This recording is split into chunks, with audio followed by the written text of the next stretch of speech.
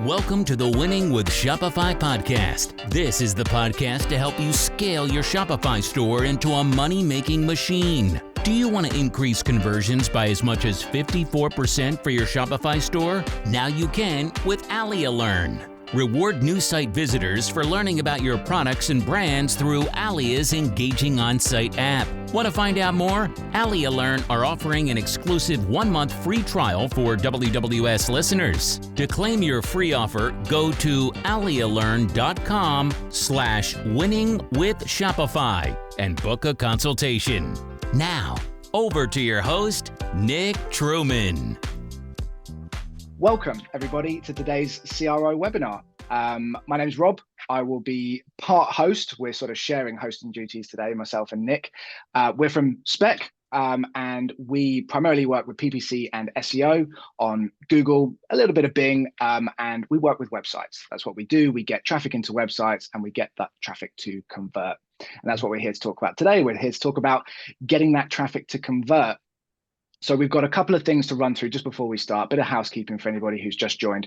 There's a Q&A feature at the bottom of the screen. If you scroll your mouse down, you'll see there's a Q&A button. If you have any questions that pop up during the webinar, please do fire them in. We'll be monitoring them as we go, and we will try to read them all out at some point, whether it'll be halfway through or we might wait till the end to do a full Q&A. But we'll make sure that everybody gets spoken to. But Nick, do you want to give us a quick run through of what we've got going on today? Yeah, absolutely. So we've got a few little sections here. I can see loads more people joining in just as we said we were going to hit record and start this. So anyone who's joining in now, welcome. It's fantastic to have you guys with us. As Rob says, I'm going to kick off with just a couple of little slides. I'm going to hand over to Rob then. Rob's going to run through some of the basics, what CRO is and what we're looking for here, what we're trying to achieve. We're very much a team, an agency here who we're much more interested in making sure that what we do has value and meaning. And even if that means taking 5 minutes before we start to understand what it is. So Rob's going to run through a little bit of what is CRO, what are some of these buzzwords we're talking about, some things you need to make sure you have and do before you start making changes to the site. Otherwise, you won't know what's worked, and also it probably won't be as effective. Then Rob's going to hand back over to me, and I'm going to go through the main meat of today's sandwich, which for any vegans, there is a meat-free option as well. But we will be, I will be running through in quite a lot of detail, actually, and happy to take questions as we go as well. There's a Q&A button, there's the chat button. Happy to take questions, but I'm going to go through quite a lot of examples I've seen on websites. Some are clients, some are not clients. Just examples of where we see things that I would traditionally expect to find in Google Analytics or in your A/B testing tools. Spoiler alert for Rob's bit. Some really good insights actually into conversion rate increases. And when we say CRO, conversion rate optimization, the other thing to bear in mind through both Rob's section and my section in the Q&A at the end is we're not just talking about that specific metric. It's not just about getting the conversion rate metric itself to go up. In some situations, that might actually come down. However, we're looking at making you more money. So it might be lifetime value, it might be average order value, or whatever we're doing. So it's about getting more from what you guys are spending out. So I'm going to share my screen. I'm going to backseat drive while Rob's going through. But yeah, just to give you guys a quick overview. We're happy to send these slides out as well. So if you want a copy of these, do let us know. You can shout that now on any of those various buttons. Again, I think, as Rob said earlier, I think the chat button might not be working today. It certainly wasn't working last week. But yeah, you can use the Q&A button. If you want to copy the slides, just let us know. You can drop us an email afterwards, etc., etc. So anyway, I'm going to give you a quick overview to what we're talking about. I'm going to hand over to Rob. That just says, please don't share this presentation across the entire internet. It's for you guys and for you guys only watching today. So first thing is, why are we here? We're obviously here to increase conversion rates. And why is it so important to increase that conversion rate? I think one of the most important parts of it is if you've got a better conversion rate, say you're spending £10,000 or $10,000 or whatever currency you're in, you're spending a lot of money every month on ads, you're paying for your team, you're doing lots of work. If your conversion rate was to double, you're not spending any more on your team, any more on, we might have a couple of bits of resources, but you're not spending any more on advertising or anything like that, but you've just doubled your revenue that's coming out of it, which is a bit of a game changer in terms of what you're going to invest. So this really is about making more money for the businesses that you guys own or work within or are looking to help in your careers. So Rob, over to you, mate. Absolutely. Thank you very much. So we're going to start off, and apologies to anybody who is sort of a bit further into their conversion rate optimization journey. You've done it before, you know a bit about it, you're just trying to tweak, you're trying to get some insight into the next level up or some other things you could do. I am just going to take it back a little bit just to explain to some people who might not be quite so adversed in conversion rate optimization. So I'd like to just quickly go through sort of what it is, a few of the basics, sort of how we measure it, and just sort of setting a bed really for Nick to then develop on and show you the good stuff. So Nick, could you go to the next slide, please? So what is CRO? So it stands for Conversion Rate Optimization. And this is a quote that I've taken from Hotjar. This link actually goes off to Hotjar has some content about conversion rate optimization. So if anybody would like a copy of the slides, please do make yourself known or drop us an email and we can share that with you. There are some hyperlinks that go off. But Hotjar defines conversion rate optimization as the practice of increasing the percentage of users who perform a desired action on a website. And most of you today, I think, are e-commerce. So that action, the desired action for us is a purchase. We're looking to get people to buy from our websites. Obviously, if you are lead gen, you might have different variations. It might be a form fill. It might be something like that. But we're talking about purchases, essentially. If we reference conversions, we're talking about purchases. So the sum to figure out, sorry, just quickly jump back, Nick. Sorry, you're quick on the buttons. Just to jump back. So to figure out your conversion rate, it is conversions divided by site traffic, and that gives you your conversion rate. So for example, 50 purchases by 1,000 users. So you've had 1,000 users to the site, sorry, I worded that wrong. 50 purchases, you've had 1,000 users to the site, that would give you a 5% conversion rate. Now, there is a caveat with where I've put site traffic there, because if anyone sort of is confident in Google Analytics, you'll see that there is a couple of different conversion rates it can give you. It can give you session conversion rate and user conversion rate. And not going too far into it, but a single user could have multiple sessions. So if they load up your website, go make a cup of tea, come back, that's then a second session. So if they do buy something, that's sort of a 50% conversion rate for that individual purchase. So personally, I like to do my conversion rate by user. If I've had 1,000 users to the site, how many of those made a purchase? And that's how I like to do it. We do talk a little bit about GA4 as we go on. So this is a sort of example scenario. We're getting traffic into the site. You know, our SEO team is doing a great job. Our PPC team is doing a great job. We're getting traffic into the site. The users that are coming to the site are also engaging. We can see that they're flicking through the pages, they're spending some time on the site, they're potentially adding products to cart. And this is a really important step as well, because before we go on to checking our conversion rate, are the users that are coming to the website actually the right users? Because we could drive thousands of people into a website that just aren't the right user and they're never going to convert, and then start trying to do conversion rate, and we're not going to see any results because they were never going to buy from us in the first place. They were the wrong users. So do have a look at your engagement rate on GA4 or wherever you're measuring your metrics. It's basically the reverse of bounce rate, just to make sure that people are engaging, they're reading through the website. Potentially, hopefully they're adding stuff to the cart, but they're not purchasing, they're not converting into customers. So that's when we know we need to increase or we need to improve our conversion rate. So let's look at how we can improve our conversion rate. So there are some examples. You'll find loads of different ways. And I think Nick sort of touched on this very lightly, that there are a ton of ways to achieve improving your conversion rate. And it's not necessarily dropping your prices and putting a sale on and things like that. Obviously, we do expect sometimes to see your conversion rate increase when you make those sort of offers. But you can actually, you'd be surprised at what things you can tweak to actually get a higher conversion rate. And these are just some examples that I found from Big Commerce. And again, that link will take you to, I think there was about 30 different things that Big Commerce had outlined for potential items that could increase your conversion rate. But as you'll find out as we go on later on, Nick's actually handpicked some that we've seen have worked from clients that we work with, or stuff that we see and we think, actually, that's such a good idea. We'd love to do that ourselves. But some examples can be improving the quality of your images on page. That can help build the trust. I'm sure many of you have seen drop shipping websites where they're just copying images from Google, or really low quality images. It's not increasing the trust. As soon as that customer trusts in the brand, it might be the first time they've met you. So trying to get them to part with their money, something as simple as increasing the quality of your images could do that.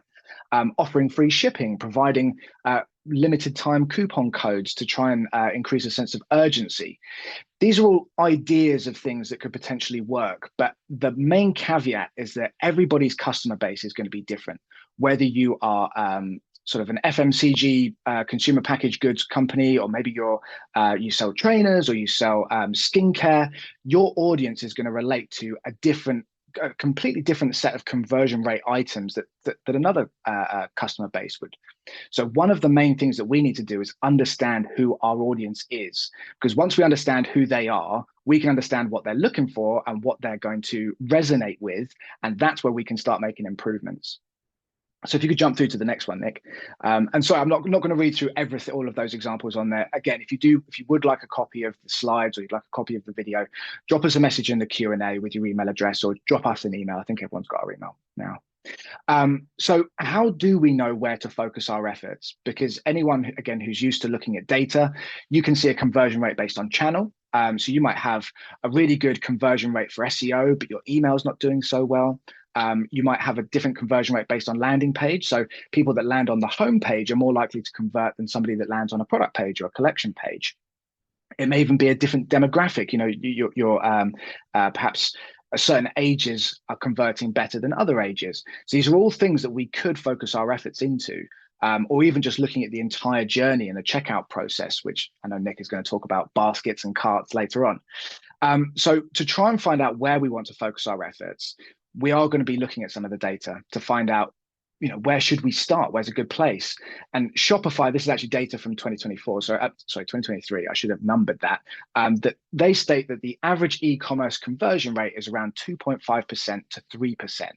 That does come with some caveats, though. That's based on the industry. That's based on a load of sort of variations. But if you just type into Google average e-commerce conversion rate, you will get that quote from Shopify. So you can see what their caveats are there. But essentially, it's that every website is different, every customer base is different, but really we should be aiming for something around 2.5 to 3% as a benchmark, and then, you know, to the moon, essentially, after that.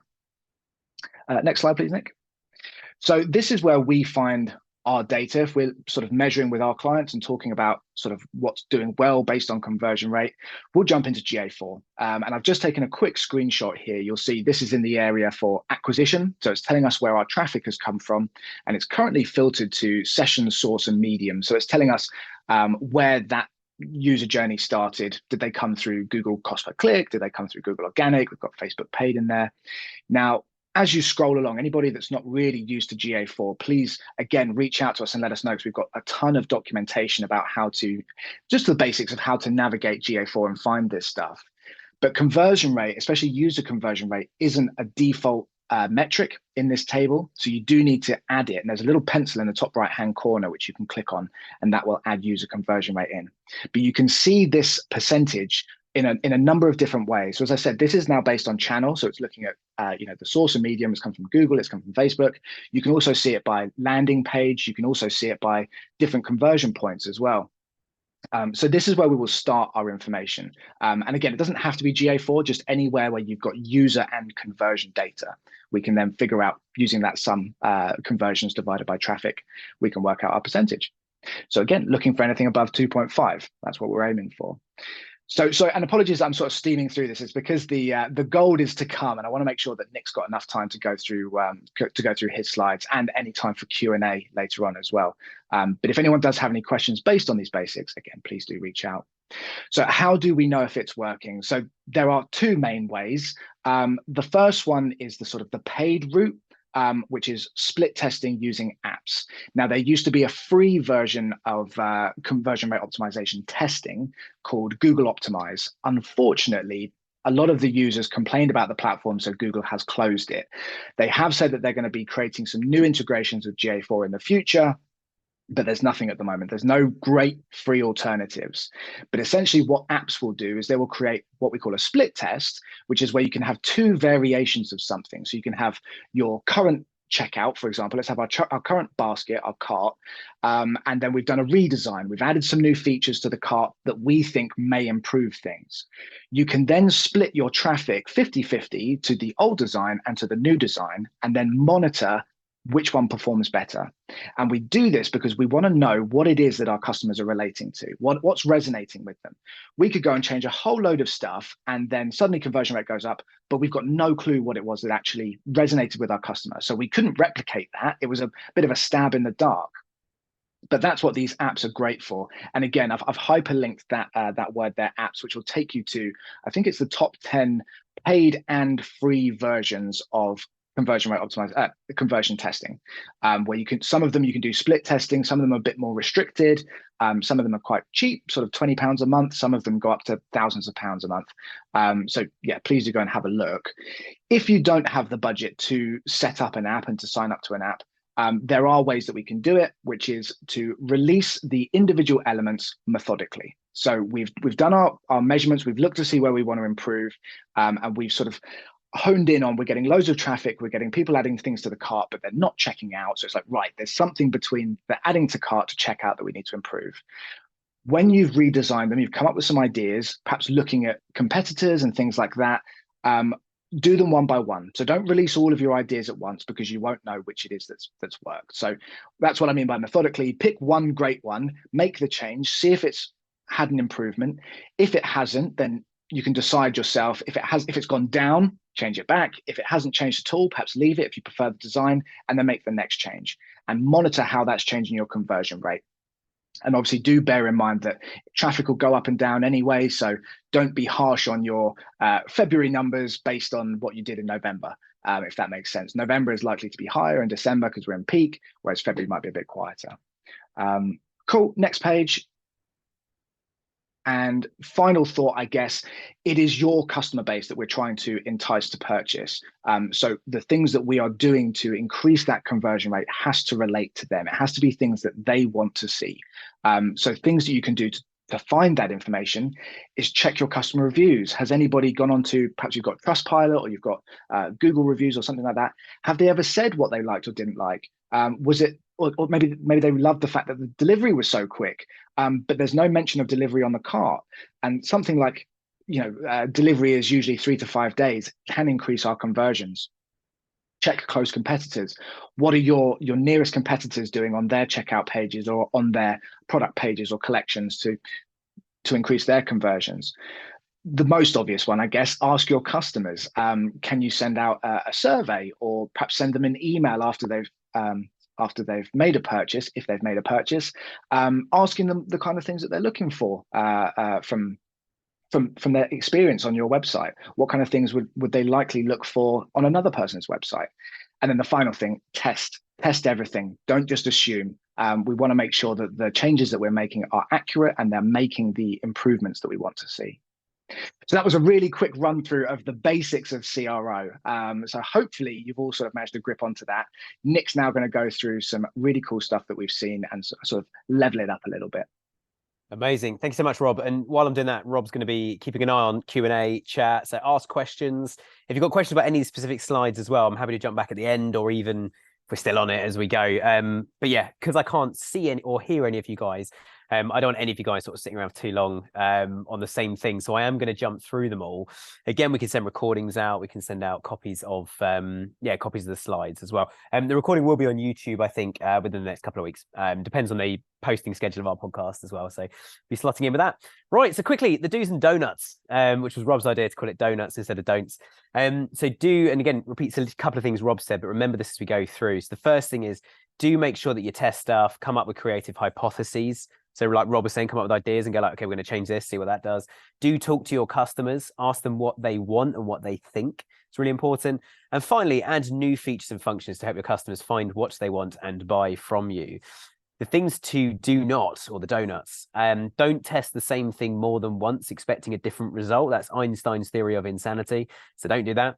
Number two is don't try things without any basis of hope. So don't go like, I'm just going to try this because I don't think it's going to work. That's a bad thing to try. Try something that you do think is going to make a massive difference. Don't listen to the loud minority and ignore the silent majority, which is what we had Richard Chappell, who used to be a CMO at Gymshark, had him on on a webinar last week, and that should be live on YouTube shortly as well. Once one of our teams had a chance to add it. But yeah, he was saying don't ignore the silent majority. So a lot of your customers might like something one way, but actually you focus on something quite negative, or you focus on changing it because one person's complained. And let's face it, the person that's complained is not your majority, that's the minority. And finally, don't overload your UX with so many things that it becomes hard to use, because you might actually add something that people do want to interact with and is going to help conversion, but it had a negative effect because your UX is too busy, as in there's just too much stuff on the screen. Your site I think is that overloaded. can also lower trust as well, kind of, when you've got pop-ups Absolutely. coming up left, right, and center. Yep, absolutely, completely agree, Rob. Lovely. So I've split into four sections. Ignore zero. I called it zero because we're not going to cover it, but these are key customer moments. These are things that happen in your customer journey on your website, regardless of what you do. I mean, let's face it, every website is similar with a few things that are different, which is your brand message, your products, etc. But the general makeup of an e-commerce site is going to be pretty similar. So they land on your website. We're then going to look at how they add to basket. Then we're going to talk about how we can make them add more things to baskets, upsells, cross-sells, and some examples of sites that do that very well. Then they go into checkout, which most of us then are like, sweet, give us your credit card. There's opportunities without slowing the customer down or preventing them from buying, whilst making the checkout section more profitable for you and can increase average order value as well as the conversion rate. And also a lot of people that go into checkout don't actually purchase. So we can change that. We can encourage people at the checkout stage to purchase. And then also, you might not be thinking about this at all, but once they've purchased, there's an opportunity to make them buy even more before you've even sent a product out. So we'll come on to that as and when we get there. So section one then, so adding to baskets, not section zero. They've landed on the site. Now, how do we get them to add something into basket? So these are some questions I would ask, and I'm going to start showing some examples of sites that do this really well. So the first thing is have a think about where they land on your website. And to go further than having a think, have a look at Google Analytics. It will tell you. And same in Shopify Analytics. It would, if you use Shopify or Magento, it has a good backend system as well. Have a look at where people actually land on the site. Where's the first entry point? Therefore, what do you need to do to try and encourage them to purchase based on where they've landed, based on where they've come from, what they think before? Can they get from we call it on Shopify a collection. If you're not on Shopify, it'd be a category. So can they get from a collection or category to a product? Is that nice and simple? I know it sounds really obvious, but are you enticing them to do that? And we'll come on to that as well. Is the customer able to actually make a buying decision? And a good place, and I put it in italics here, a good place to start looking at this is what questions the customers ask you as a business, as the brand. Do they ask you how big it is? How's it going to fit? How much energy does it use? Well, you could start answering these questions on the website, because the people that have asked you, they're only the ones that have asked. The ones that haven't asked, that did want to know that, have left your site and not purchased from you. Fact. So you need to make sure we're asking them good questions. Are there compelling reasons to actually buy the product? I didn't put in, but do ever think about, is it a decent product or not? We have had situations before where our clients not had a great product, and the reviews reflect that, the returns reflect that. Could be quite a painful conversation, especially coming from us, not somebody internally in the brand. But we've got to speak our minds, and we've got to use the data we've got. And do you give customers reasons to actually buy from you? Is there a reason like, come buy from us because X, Y, Z? So to get them to add to basket, we first need to get them to a product page. So let's look at some examples. So TK Maxx, this is on what we call a collection or a category.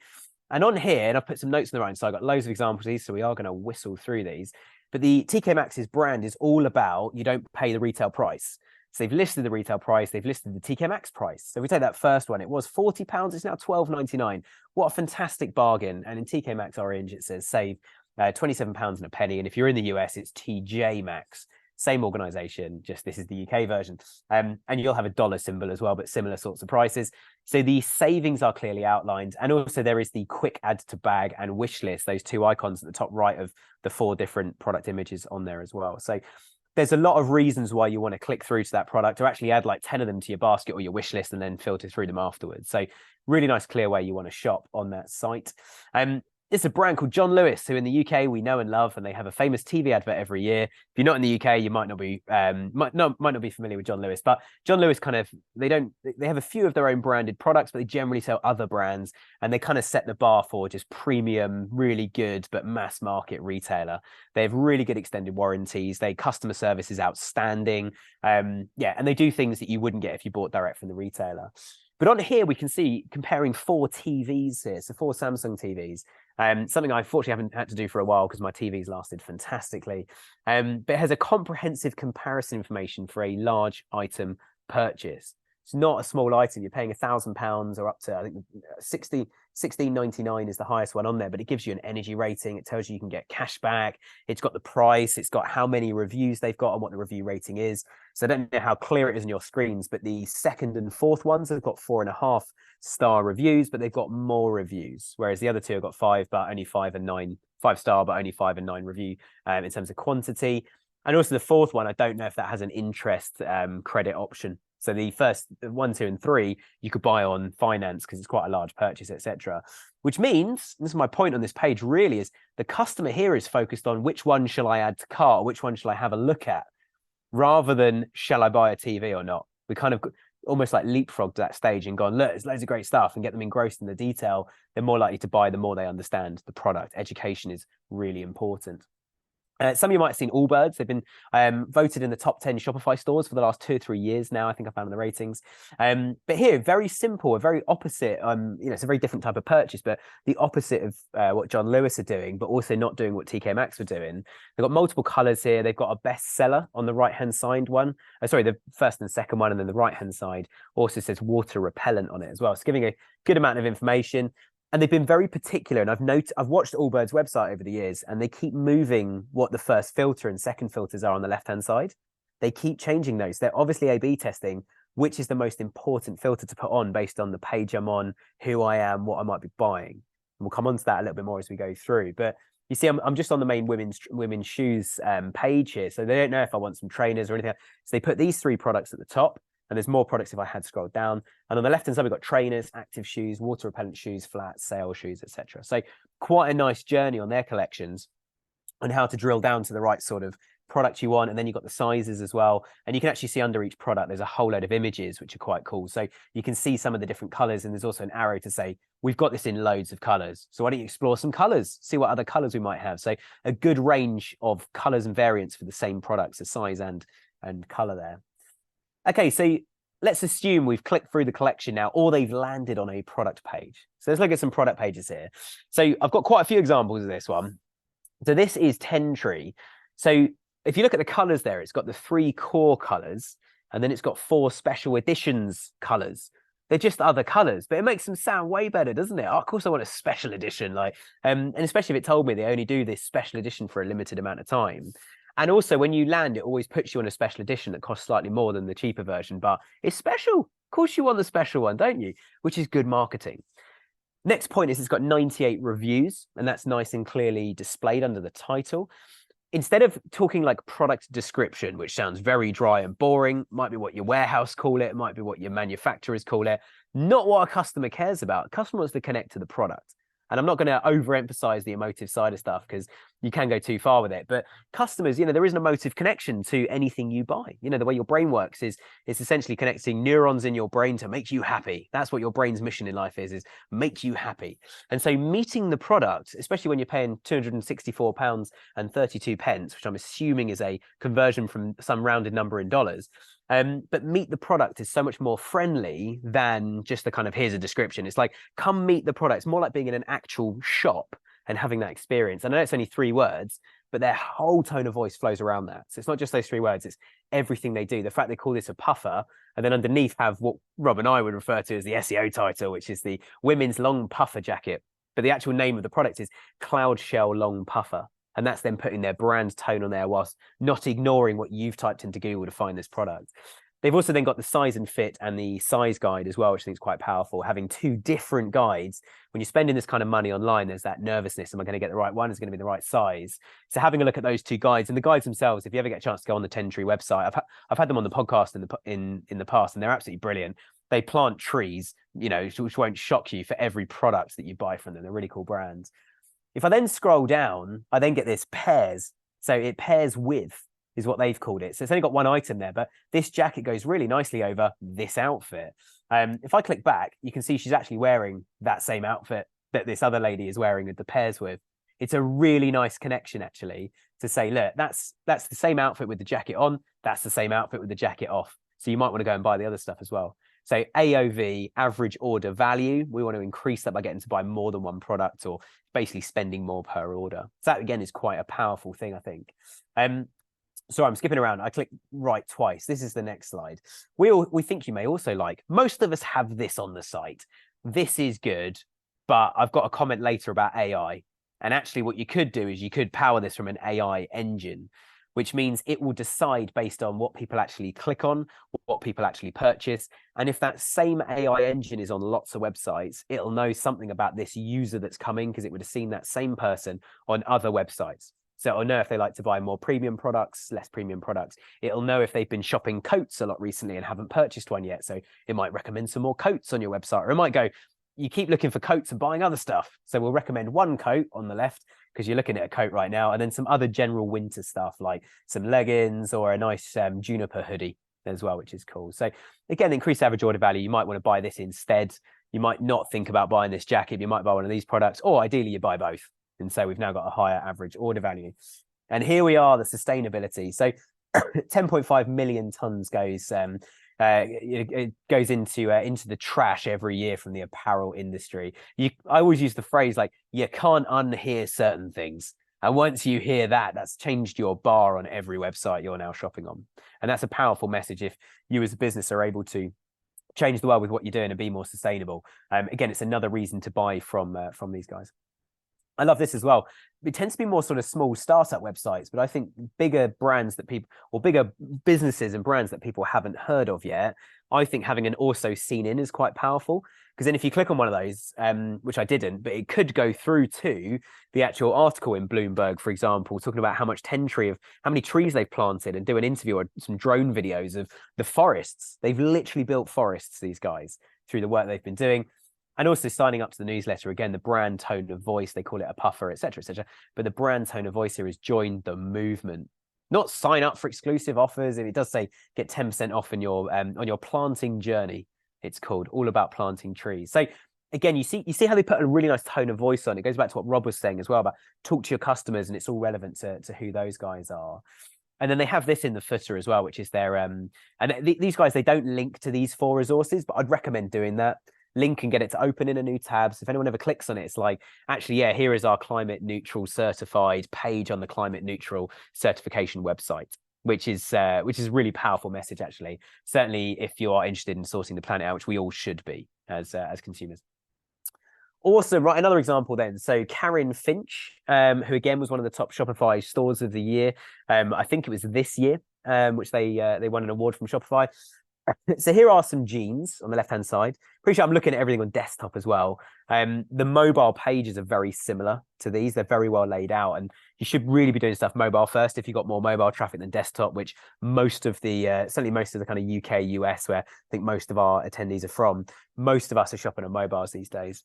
But yeah, these guys, they have the size and colors clearly outlined with the actual color on the palette. So you see where it's got black, and we've highlighted the black one. There's a navy one next to it. But if they had a red one, there would be a little red circle. So quite a nice way actually of laying out the colors. So you can see those.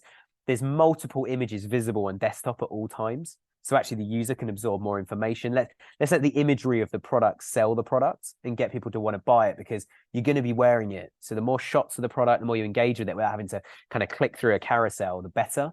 And similar to the last slide as well, is when we scroll down, which I think I've got on the next slide, you'll see that those images on the left slide with the whole page. So actually you go through about 10 images before you get to the bottom of the images and right-hand side copy, which is quite smart. If you don't believe me, go on their site and have a quick play. Interest-free payment options as well.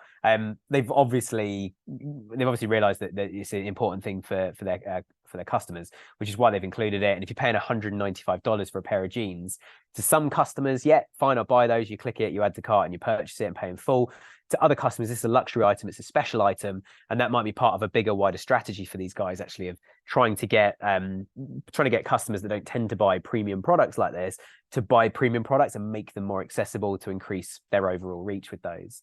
So again, as we scroll down, you see the images are scrolling on the left-hand side. So I'm not having to do anything apart from just scroll naturally top to bottom on the page, which we're all experts at now, thanks to Instagram and TikTok. To be scrolling through, and on the right-hand side there, we've also got these highlights, which are quite cool. And they're in a little box that says like that this is cone 9.5 ounce cone denim. If you don't know what that is, it tells you on the website what that is, and you can read more information about it on their website. Slim tapered fit, again, don't know what that is. It'll educate you about that. Made in the USA, we all know what that means, which is awesome. So you know it's made locally in the USA. Sweet. And then there's 4 drop downs with further information. We go on the next one. Again, these guys have a pairing option, and I love the way they've laid this out. So these jeans are paired with this jacket, this shirt, and this belt. So you can very, very quickly just select your size and add it to cart, or you can click on the product and go through. So you see how this buying experience is like walking in a store where it's like, are you looking for a whole outfit today, sir, or just a pair of jeans? Just a pair of jeans. Oh, look, I bought a whole outfit because the salesperson was brilliant and they found me a matching belt. And actually, you know, what color belts have you got at the moment? Oh, I've only got brown. Well, black really suits these jeans actually, and it will certainly suit your skin tone and your hair color and your eye color and all the other things that designers look at. So trying to bring that experience into play. And we've got a blank bullet there because I obviously got far too carried away on whatever the next slide is. So apologies. But yeah, the paired with increases average order value, which is super important. Manufacturing in the USA, so a bit of the brand story. You'll find, going back to my question about where do people land, all Google shopping traffic lands on product pages. Every single click on Google Shopping lands on a product page. So if the product page tells the user something about the brand, you've ticked the first box of, do I trust these guys? Do I understand who these guys are? And obviously it has to be good.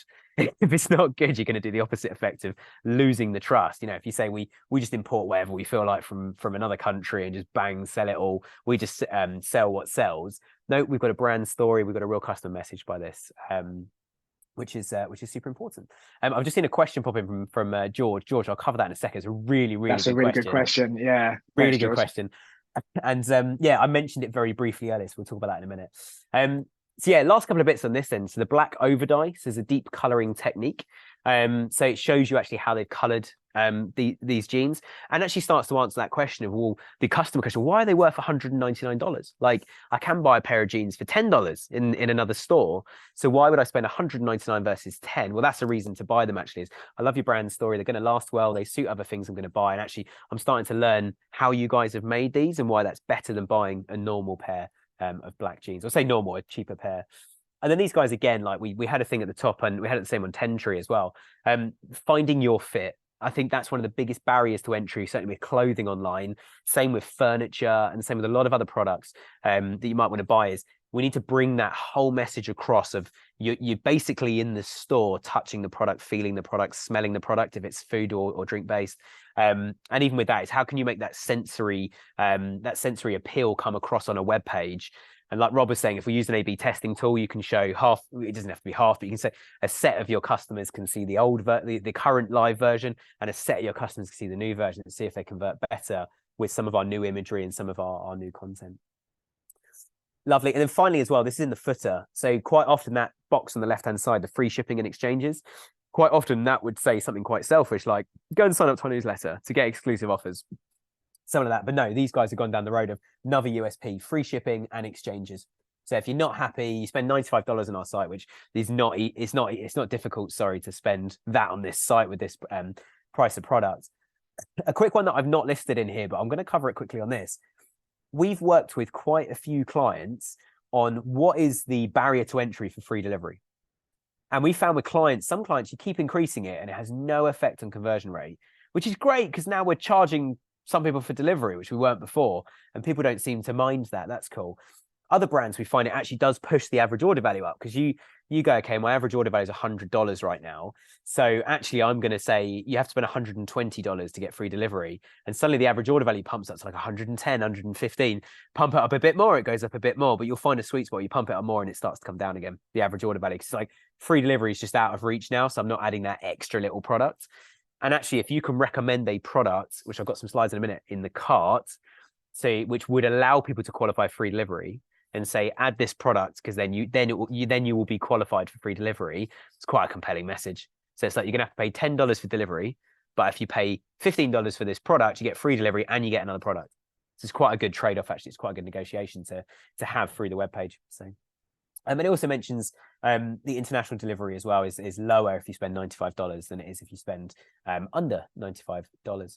Sweet. So before we dive into cross-sells and upsells, I'm going to cover this question from George. So yeah, so the question is, by outlining a lot of information to customers, does that not hurt user accessibility? Now, George, I'm going to give you a slight politician's answer on this, but I'm going to give you some examples on it. The politician's answer is it depends.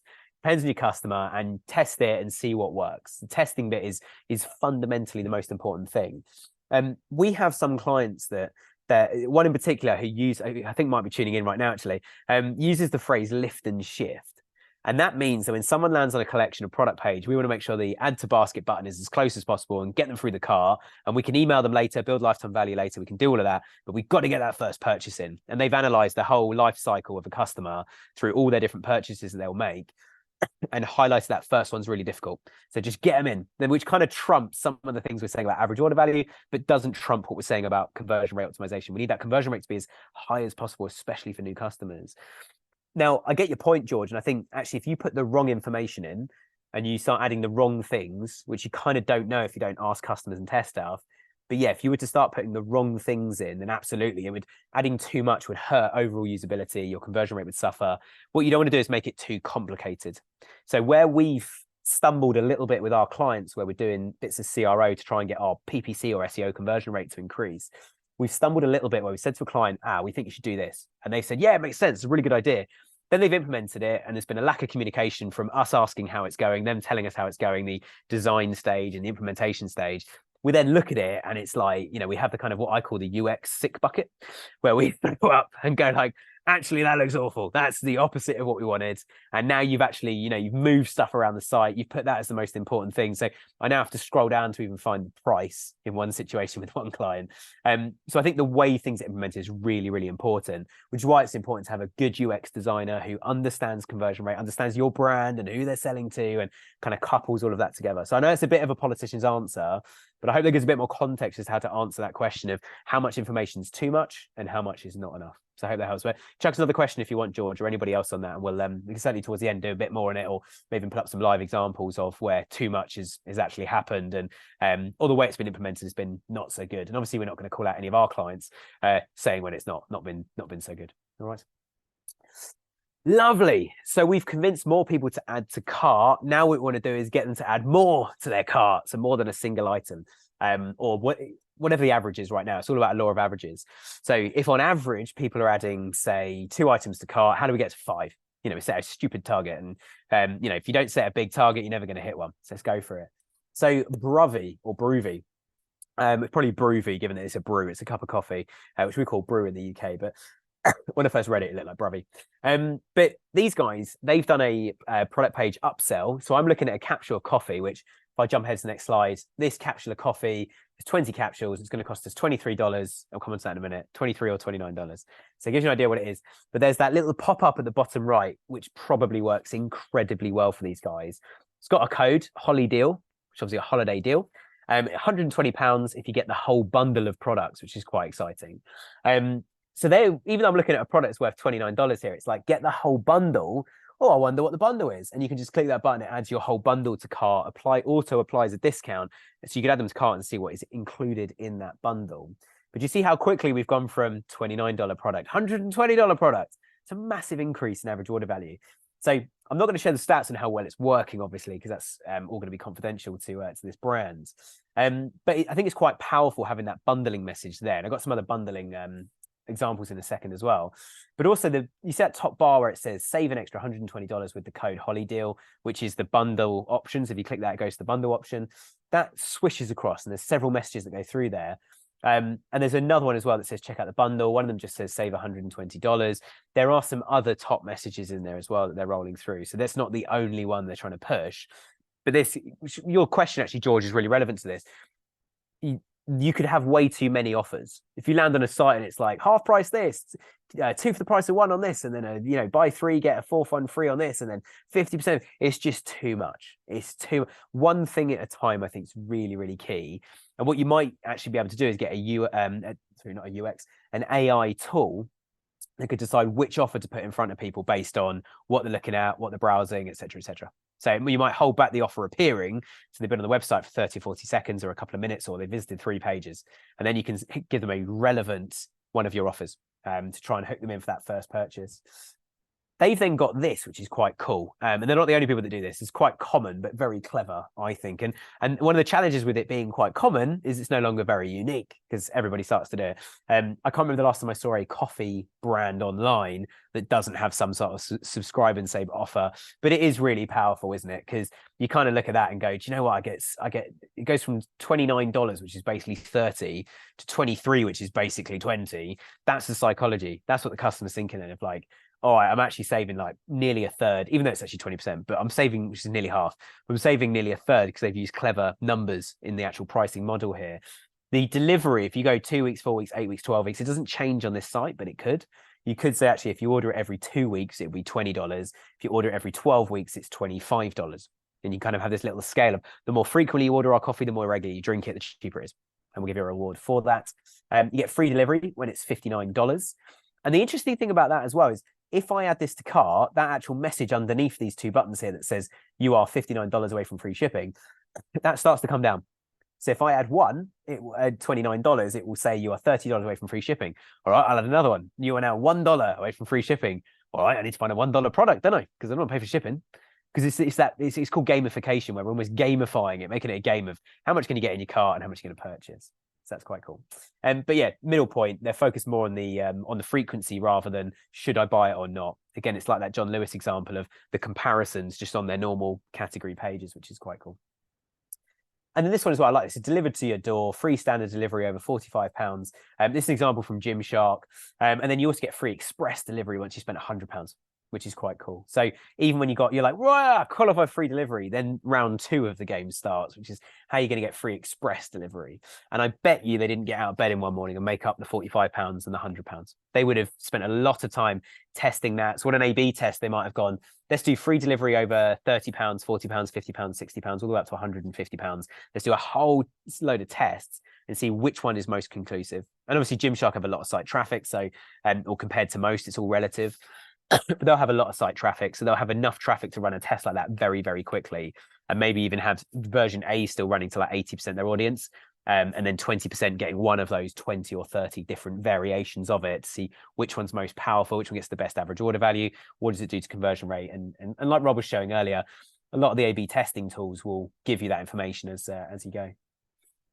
Awesome. So Mamas and Papas. So these guys have a really cool thing actually, where I'm looking at a single push chair. So they're not very big in the US, but they're quite big in the UK, these guys. So any of our UK guests will be quite familiar that you can buy push chairs from them, amongst a whole load of other stuff. But this push chair costs £699. But you see immediately, you're like, hang on a minute, the 4-piece bundle then goes from $699 to $759. That's only £60 more, but I get a lot more for my money. Like a lot more for my money. So that's quite interesting, actually. And if I pay 60 quid, I save 177. So that's quite compelling. And it goes all the way up to the £1,200 bundle as well. So you can kind of click them. And as you click them, the image on the left and all the information changes to show you what's included in that bundle. The page adapts to the one that you're currently looking to put into your cart. So most people buy bundles naturally, because an extra £60 when you spend, it's less than 10% more, but you save £172. Plus you're getting I think it's a car seat and a few other bits and pieces that start to come with it as well, which is really cool. And who doesn't love their baby? So there's also an emotive element in all of this as well. Lovely. Moon Magic. So we're gonna move on to 2B now, which is the basket upsells. This is really common, and Moon Magic do it quite well. Loads of sites do this, which is where on the right hand side you see we've got these you may also like. There's loads of other products you can swish through there. A lot of these are recommended. I checked the code of their website and it's using an AI tool. It's recommending products based on the AI engine. There is an AI engine watching what people do, assessing how effective this product is versus that one, versus that one, versus that one when I recommend those, or what people put in their cart to see what works. And you can see at the top, it also says that they've earned free shipping, which is quite cool. But yeah, recommending stuff at cart is just an absolute no-brainer. It's one of the fastest ways to get someone to go, right, I'm buying this product, I'm going to add that one as well. We use a tool quite a lot. There's quite a lot of them. Our favorite one is Nosto. Nosto is an AI engine that can do lots of different things, and one of them is product recommendations. And so if you use that feature, you can whack it in here. You can put that on the product pages like we saw earlier. I'm looking at a jacket. You might also be interested in some leggings and some shoes and some other stuff. You can basically put that widget on a Shopify store or a Magento store. You put that widget wherever you want, and it just starts doing its thing. It starts learning, starts adapting, and starts testing different bits and pieces. So the other thing you can do on these as well is you can, on this site, is these 2 products I've got in my cart. I've got 2 of the first one and 1 of the second one. I can add more quantity in cart. It sounds mad, but loads of sites don't have that. which sounds bizarre to me because it's easy enough to go like, I might buy 2 of those actually. Or now I've got a few, especially people that got 3 or 4 items in their cart or 10 different items. She might buy 2 or 3 of those. I might be buying several Christmas presents here. Let's add a few as we go through. And again, test. Might not work for your brand, might work really well. You might have a brand where people only buy one product. So you're more focused on how do I get them to just buy that product. As soon as it's in the cart, you need to decide if you want to try and get them to replace it with a more expensive product or just get them through the cart. Just buy the bloody thing and we'll talk later is the thing, Meet you after the till, honey, is the phrase. Lovely. Wayfair. Wayfair is obviously a massive furniture marketplace. This is quite cool. So I've got this lamp, this floor lamp in my basket, got the shopping assistance and return policy. And then it's actually said, you might need a bulb for your lamp. And anyone who's looking at it might notice that actually it's a set of 2. It's trying to give me, not a set of 1. So a set of 2, because I've probably the only lamp in the room. So I've probably got another lamp on the bulbs to match. So it's 1 tone of lighting in the whole room. And also it's £14 for that bulb, which is quite a lot for a light bulb. But you might think, whatever, I'm buying a lamp. It's a nice lamp and I want a really good bulb to go in there. You're recommending that one. I'll take your word for it and then add it to basket, which means the basket value has just gone from 46.99. It's gone up by another 14 quid. So 60 quid we're looking at now, which is quite exciting. So a quid means a pound in the UK, if anyone is listening in the US. Lovely. Gymshark, minimalist in the design and the amount of stuff. So again, go back to your question, George. This is a good way where they've probably tested thousands of things. And these are the 2 that they've ended up with in their basket. So they've got that free standard shipping at the top right of the screen, which has got a little loading bar and it's got a green bar. And then this particular basket, I'm only £5 away from express shipping as well, which is quite smart. And then you've got the You May Also Like, which is driven by an AI engine. So it might be that actually the 2 products I'm buying there on the right-hand side, which is a tank top and what's that? Some shorts as well. So some guys' shorts and a women's tank top. Because of that, I tried to put in 2 very different items for obviously male and female to try and see what it would chuck out. And it's offered some socks, a gym bottle and a bag, which is interesting because it's pretty much suggesting I'm a guy. Because those 3 products, which I checked that all 3 of them were for guys. So I'm wondering how much it knows that I'm a guy, even though I've just added the women's product to my basket as well. Maybe it's because I added that one first. So the AI engine is trying to preempt who I am and what I'm therefore trying to buy, which is quite cool. So as I say, AI engines, fantastic, this kind of thing. Now, Waitrose is a British supermarket. I think supermarkets have absolutely nailed the checkout journey more than a lot of e-commerce stores, which I think is quite cool. So this one, and this is actually my basket as well. This isn't a screenshot I found in Google Images. So judge me as you will. I'm trying to get my team more healthy here at Spec. So there we go. Got mango, hot mango immunity shots, J2Os, bananas, and more fruit shots. We're trying to keep the team alive as long as possible because they're brilliant. So this one is my missed favorites. So this is stuff I have bought recently, but haven't put into my cart. Now, normally on a site, favorites and wish list, I as a user would have gone through and actually ticked those things to add them into my wish list, into my Waitrose has made it up. Waitrose has made me a favorites wish list automatically based on what I've bought previously, which is quite powerful. So we're not waiting for the user to use it. We're telling you you're using it and we made it for you, which is quite cool. And they've all got a little green heart, which is Waitrose branding, but it looks like I've added them to a wish list, but I haven't. This is just what I bought previously, but hadn't put in my basket this time. Then the next one, so complete your offers. So actually in the checkout part of your website, you could say to users, you've added this product, which is part of a bundle, but you haven't added the bundle. But you might not be aware of that because you might have just been going down the collection or category using the quick add buttons. So you might not know this product's part of a bundle. You might not know it's part of an offer. You might not know that it's buy 4 and get the 5th one free or whatever. So this stuff here, I can't remember if I actually went through and did this offer or not, but that's quite powerful as well. I'm going to come back to your question in a minute, George, about overloading information because there's a lot to go through in the checkout there. So I'm going to jump back slightly before we jump to the next section. But you can see there we've got 4 stages: missed favorites, missed offers before you go and check out. So supermarkets, you obviously have to work quite hard with your food meal plan and your shop and get it all into your basket before you check out. So actually supermarkets have a bit of an advantage here where they have a bit more of a captive audience. If you're actually in the supermarket itself, you filled a trolley or a basket with stuff, you're queuing at the checkout, they always have all the best offers. Chuck in some chewing gum for the car, get an advent calendar. buy that pot plant you've always wanted and you've never actually even thought about pot plants, but there's some at the till, or some batteries. We all seem to have batteries in the UK. Buy some batteries to put in your devices. They have a bit more of a captive audience. On a website, we don't have the same sort of thing. So I think these two in particular, so the missed favorites, the complete your offers, we've got to be really careful that, going back to your question, George, about overloading the UX and the interface with information, I wouldn't expect to find both of these outside of a supermarket website within reason. Maybe a sofa or something or a car or something I'm ordering, something quite expensive. I'd expect to find quite a lot of these. But certainly if I was buying a t-shirt and you started going through this, I'm gone.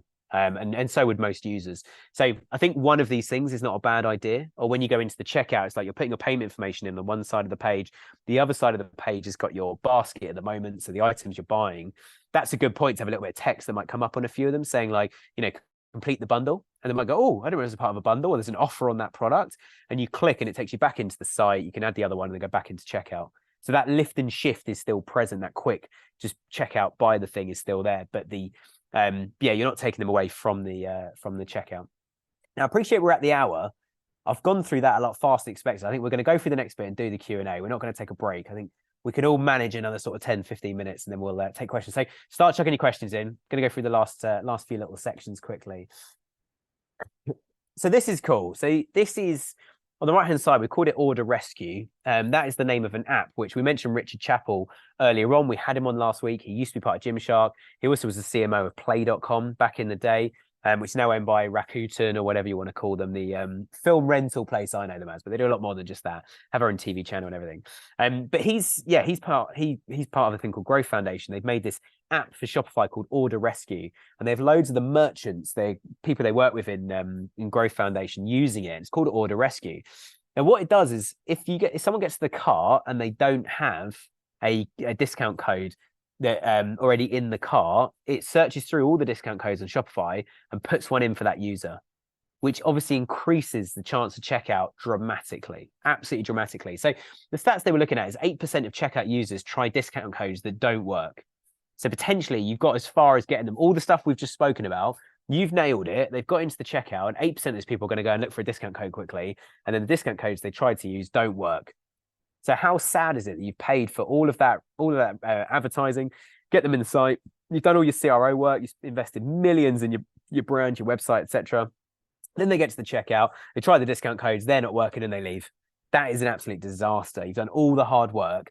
It's like in football, getting as far as the goal. The goalkeeper falls the wrong way and leaves you a massive gap and you miss. And you're there, you just got to tap the ball and in it goes and you completely miss the goal. That is what's happening in your checkout. So Order Rescue automatically applies the discount code and the average, sorry, this shouldn't be the average CTR, it should be the conversion rate. Apologies, a typo from me. The average conversion rate increase of 2.5%. That's 2.5% of the total site traffic. So like Rob was quoting earlier, a conversion rate of between 2 and 3%. So say you're at 2%, you add this and you go up to 4.5%. Obviously, it's an average increase that they've achieved, but that is fantastic. So talk to us if you want to get a free report from those guys. Drop us a note with your email address and we can organize something. And there it is on the left-hand side where you can see it's automatically adding this Henry 10 into those. And this one's really interesting. We do this with clients quite a lot. How many people have filled in their email address and got like your welcome offer, like an email that says, here's your discount code, 15% of your first order. Compare how many people have received it to how many people have actually used it. Because loads of people receive it and don't actually use it when they get to the checkout. Now, in one sense, that's great news because that means they've still checked out at full value. They've not used their discount. In another sense, it means that actually some of those people, or some people who didn't check out in the end, might have wanted to use it or got there and didn't see that there was a code on the email. So actually when they get the email, if you can have a button that says, start shopping now, or as soon as they put their email address in, it's verified and it goes through, you can automatically apply the discount code to the cart on your site. You don't just have to use the Order Rescue app as well. There's other ways of doing that. If it happens automatically, they get the discount, you dramatically increase the chance of getting a sale from that person, which is super exciting. And then I think there's the final bit from me. They've already bought from you. I've got a couple of slides on this quickly. Post-purchase. I love these examples. These are actually on a demo store. So I'm taking this from a demo store rather than being a real store. You can see the examples which I've outlined in red on the right-hand side. So reorder for 15% off. So you've just bought this product Do you want to reorder it to get a 30% off your second, 50% off, sorry, a second one if you want more than one pot plant of the lovely Groot from Marvel, who, don't we all love him? He's got his own little series on Disney Plus now. And then the one on the left as well is the 30% off if you buy in the next 10 minutes. So they've confirmed their order, but they're saying if you want to add anything else now, we'll give you a 30% off discount code to do it. And it's the discount code there is take 30 off. You could also, if you use the right app on Shopify, the right plugin on Magento or Hybris or whatever site you're using, you could also make that specific to this user. You can even say your order number, for example, is going to be a discount code for the next 30 minutes or the next 10 minutes. So you have 30% off anything you want on the store for the next 30 minutes only. Go and get it. And you click apply discount, and that's automatically applied the discount code. Just go and choose your products now and you get 30% off, which again is really powerful to get a second order. And especially if they do it really quickly on either of these things, you can just send all the products out in one single order. But that one order now could have doubled, tripled, quadrupled in value, which is a really powerful way of doing it. So we're still kind of focusing on that lift and shift method, get them through the cart, and then bang, do you want to get something else as well while you're here? This is really powerful thinking longer term now than just that first day, that first order. It's like, cool, we've done our thing. See you later. Product will be in the post shortly. How did you hear from us? These guys are asking a quick question with a drop down. There's loads of other questions you could ask here as well. Did you find everything you wanted? Was there any products you couldn't find? Is there anything you think we could improve on our store? Was there anything frustrating about our store? It's like Rob said right at the start, if you ask customers, this is a really good way to do it. They've just been through that journey. It's fresh of mind. Just take 2 seconds for them to do. The more you start to build engagement, once you've got their email address or once they've purchased from you or whatever else, once you start to build that engagement from people, the chance of them coming back and buying a second time from you is dramatically increased. Because now you've had a bit of a conversation as well as them shopping on your store. That conversation is the same reason that, and I'll shout them out, our local coffee shop. So these guys do the best coffee in Leatherhead in Surrey, where we're based in the UK. But it's because whenever I go in, I have a conversation with them. They even gave us, I wasn't even there, one of my team went, and they gave us some little gold chocolates, which was fantastic. This is one way you can start to build that conversation with people. You could do it over email as well. You can send out a survey afterwards. And I've put smart questions can increase the lifetime value as well. So a smart question might say something like, you might ask people like, what was one of the best things about our product? Why do you love our brand? Or this is the third time you've ordered from us. And we know that because we've got your email address on, in our store, because we see your email address pop up for a third time. Why do you keep coming back? What do you love about us? Which now means you're getting them to focus on the things they love about you, which is great. Have you ever told any friends about us? If it's their 5th purchase, you ever told any friends about our products? With a thing saying like, here's a code that you and your friend gets £30 or 30% off their first order, plus you get 30% off your next order as well. So you both get a reward for referring them, and you're asking a lifetime important customer while they're engaged with their brand once they've already finished the thing you want them to, which is to go and place an order. So right, final comments. These are some other things I wanted to include that I think are really powerful. And this involves people actually going on Google and looking for things. One of the most searched keywords we see alongside the brand name, so say you were Gymshark, so the word Gymshark as a search term on Google. So people go on Google and type in Gymshark search. One of the biggest things next to that is always discount codes. So if you were to look at the data on Gymshark, it's probably Gymshark discount codes, Gymshark offer codes, Gymshark discounts, etc. So if you create a page on your website called that, you're probably going to rank number 1 because Gymshark have got the highest authority on the word Gymshark over all sites. So get people to come back to your website to see what your current offers and sales are, rather than, and I put this about affiliates, rather than going to like a cashback site or something, clicking through there to get the cashback, and then you're having to give a percentage of that sale to the cashback site. The way they found you in the first place was Meta ads or Google ads or something, which you've also paid for, SEO, which has cost you and all your audience lots and lots of money, etc. To make that work. I put in italics as well. If you don't do offers, you don't do discounts. Like I said right at the start, like some of our clients probably shouldn't have over Black Friday, and some just didn't. And it worked. And when the ones that didn't work really well, the ones that did, some worked well. Some actually saw a drop in ROI even with discounts on, which was quite interesting, and drop in conversion. But someone's having a page that just says like, we don't do discounts, and if you think our product's not worth the money, come talk to us. We want to have a conversation, and then we might give you something anyway. So come and do that. Second one as well is people often search, like again using Gymshark, search Gymshark reviews. So if Gymshark have a page on their website where it collates all of the different review platforms, anything a customer's ever said about them, from social media platforms to review sites, etc., whack all of that on a page called Gymshark reviews on the Gymshark site, people come to that page rather than then having to dig through like FIFO, Trustpilot, Yotpo, etc., and find all the different ones. And final comment as well, like I keep coming back to this, know your customer, talk to them, find out what they're interested in, what they want to buy from you, what they want to ask you, what questions they're interested in, etc., etc. It's probably one of the most important things. But thank you. I didn't change the second line, but yeah, if you want to work with us, look forward to starting on Monday. But yeah, feel free to reach out to us if you want a copy of the slides. If you want a copy of the video, let us know. We're going to put them all up on YouTube. So on the it's called Winning with Shopify, shameless plug, it's our podcast that I host. So yeah, we post every week, so if you want to come check that out as well. Quite a few of the guests we have on our webinars, including these guys. Seguno, I just totally realized I'm wearing the t-shirt today. It's a lovely t-shirt they sent me, but Seguno sponsored it. They're an email platform. Yeah, come check out the podcast. We can send those out. We can send out a copy of the slides as well if you want to. As one of our guests last week, who we know very well, who is one of our clients, said, can I get a copy of the recording so I can play it on loudspeaker over and over again to my entire team so they can start doing what I keep telling them to do. Yeah, that's it from me. I hope it's been useful. Rob, there was one question. Yeah, there was one question that came through, Nick. That was George again. Got some great ideas. Thanks for joining today, George. What is your opinion when e-commerce stores use discount banners on their homepage, but in order to get the discount, you have to download the web app of the store? Sort of like you got to do this to get this sort of scenario. Yeah, I hear what you're saying. I think the one of the most important things when trying to get people to download something, I think can be really, really difficult. Sorry, someone's just passing me something. But yeah, it can be really difficult actually to try and understand whether a user would or wouldn't do that. So again, George, I'm going to use the diplomatic answer. You can test it. I think it's a really high barrier to entry, in my opinion, and it's my opinion of 15 years experience and trying to actually get that to work for some brands. I think it's been really difficult. A lot of brands use it as like an afterthought. So I know ASOS, as seen on screen, the clothing marketplace, those guys are quite hot actually they've got an amazing app, and they've actually, I don't know if they've still got it now. I'm not a user of it anymore, but I used to use them quite a lot. They used to have an app where you could actually choose a product and some AI would show someone wearing that, walking down a catwalk, and then kind of turn around and walk back, whatever the item was. And that was really powerful, but you could only do that in the app.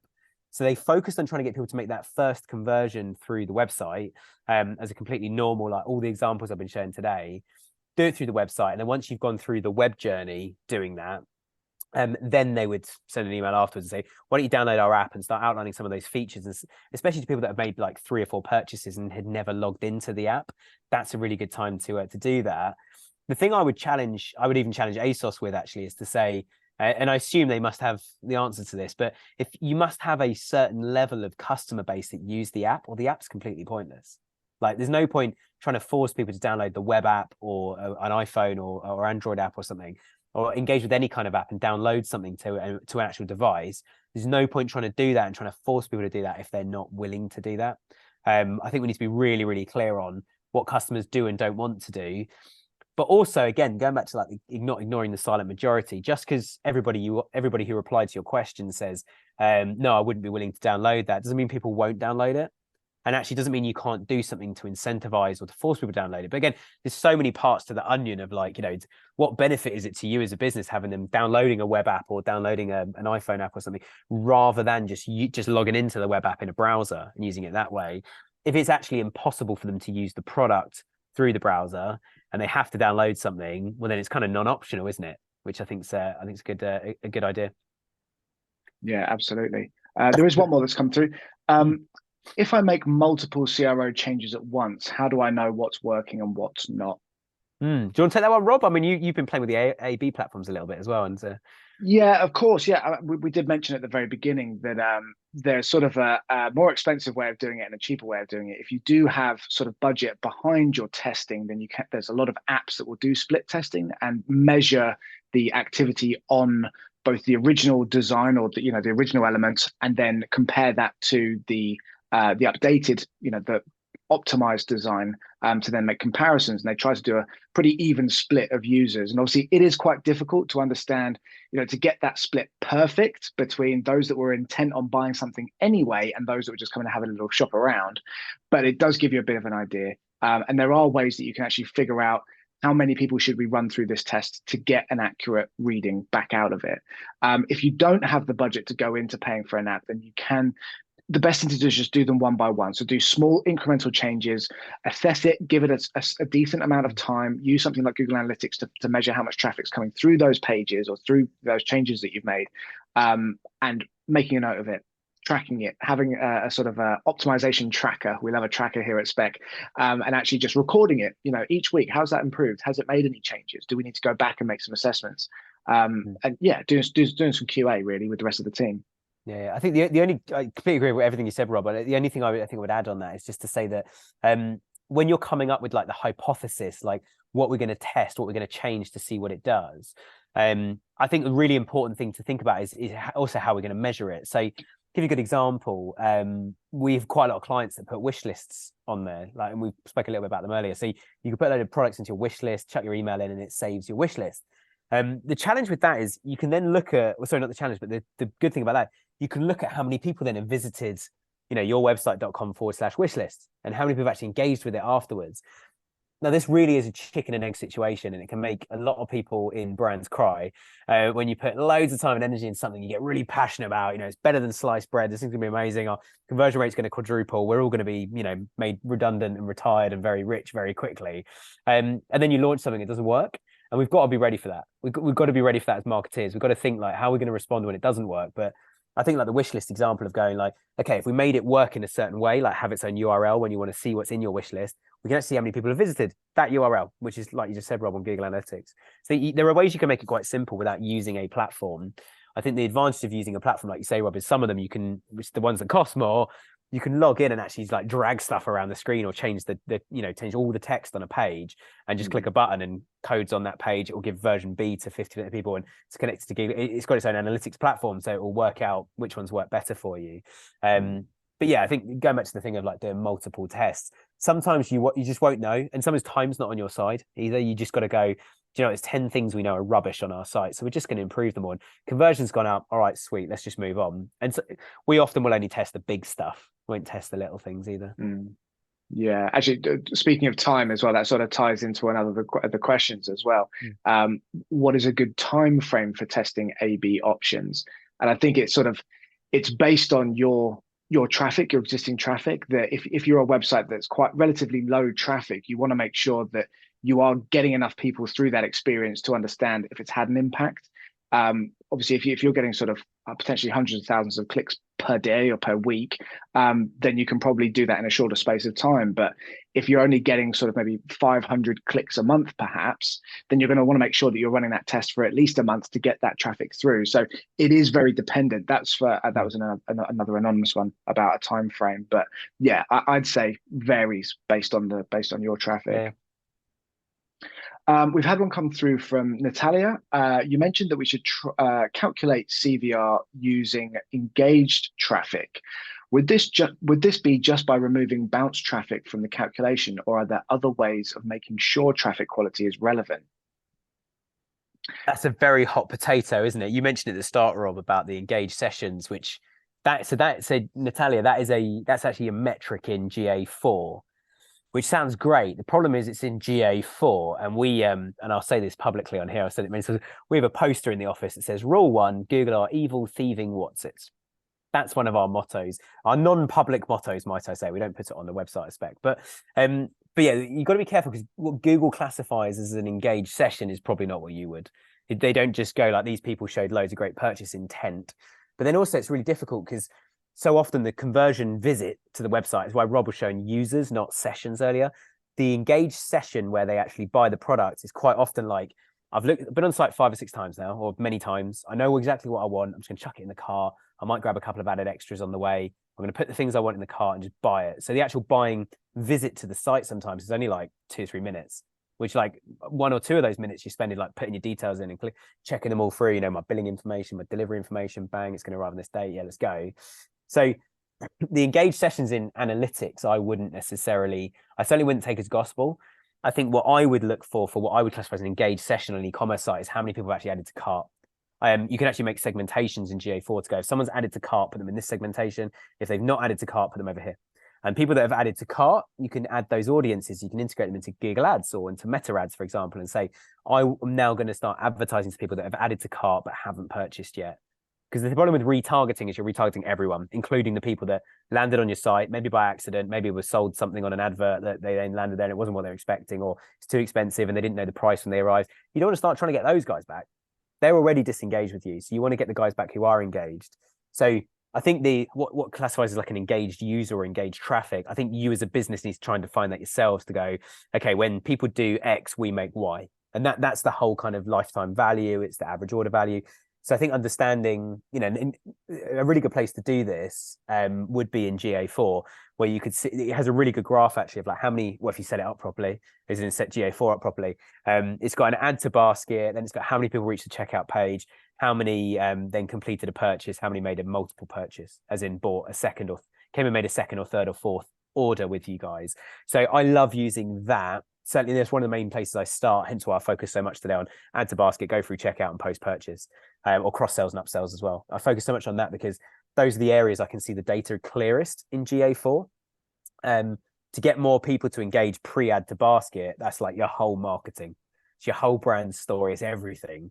So I thought today, to give you guys some good tips who are coming along here today, I thought it's probably easier just to focus on those bits where it's like in analytics, I can actually see how many people have added to basket, how many have gone through his checkout, how many have purchased. So it depends what you guys think, because how your business operates and what you think you know about your customers and what they tell you and what you see.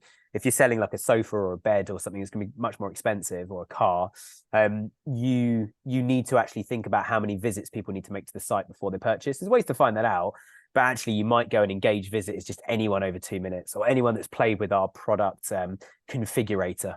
Like if you're buying a car, you can configure all the bits you want on it. You get to the end and then you think, oh, I can't afford that, but it's a lovely car. If you're anything like me, it looks like that anyway. But yeah, you can see you can configure your car. So anyone that plays with the configuration or gets to at least step 2 of 8 on the configuration, they're engaged. So there's not like one blanket rule, because that would be very different for someone who's just selling compostable phone cases, which was one of our old clients. But yeah, those guys, it's going to be like, just get at least 3 in the cart and buy. An engaged user is only people that's added 2 or more products to the cart, because they don't cost very much. So it's kind of relevant, but you can certainly set up a goal and an event within, so they're not called goals anymore, events and conversions within GA4, or even a segmentation of people that have done that. So you can look at like engaged users versus not engaged. And then your marketing plan is, how do I get these guys engaged, and how do I get more of the engaged people to actually purchase?